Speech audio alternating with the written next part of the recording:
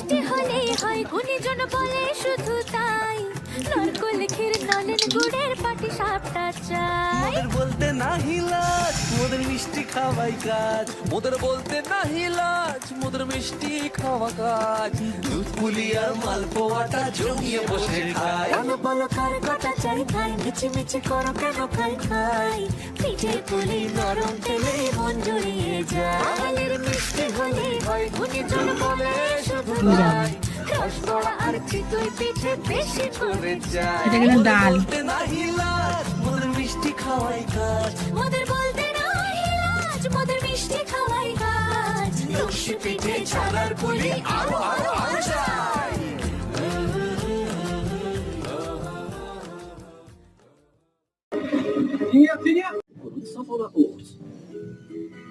তার নিচে চোরের বাড়ি যাবো সেটা ঠিক করে নিতে